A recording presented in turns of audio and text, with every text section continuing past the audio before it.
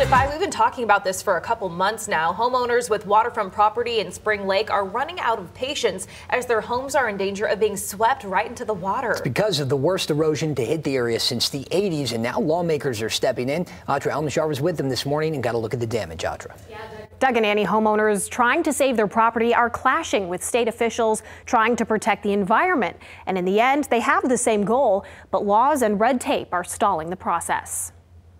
We've lost the stairs, we've lost the deck, we've lost the middle deck, and now we're to the very edge. So we've caught this in the nick of time. Sandy Gentry is a realtor who's been trying to sell this home in Spring Lake since spring. This is what it looked like then. This is what it looks like now. So we've taken it off the market at this time because it's just been unsafe to even have anybody walk through it. Gentry says this rock abatement was put in over the past month, which will hopefully save this property hanging on by a thread.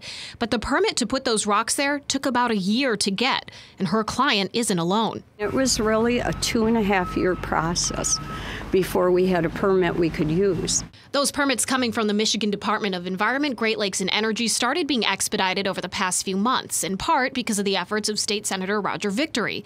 But as there's only 6 or 7 people in the department who can issue permits for the more than 3,000 miles of shoreline. That has been the challenge for us, and we've had staff working overtime, weekends, holidays, and we are kicking it out as fast as we possibly can. Victory joined a group of lawmakers who wrote to Governor Gretchen Whitmer asking her to declare a state of emergency. But an official with Michigan State Police says that won't happen unless local emergency managers exhaust their resources. And federal help may take time, too. We're going to have to think a little differently, and we have not figured out how to do this yet. Congressman Bill Huizenga recently helped pass the Huizenga Amendment in the House, which will bring in millions of dollars for shoreline erosion projects for the next 5 years.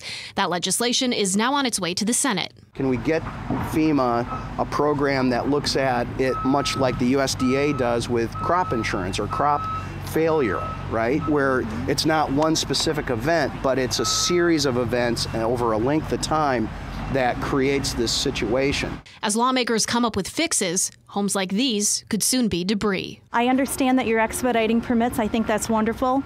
I think it was a year too late. We need suspension of the regulations so people can just protect their properties. And Jared Sanders with the Water Resource Division of Eagle says it's not within their power to suspend regulations. He says those regulations are critical to not only protect the lake and dunes, but to make sure people are building erosion structures properly, because if they're not done right, they can do more harm than good. Live in the studio, Atra Almashar, Fox 17 News.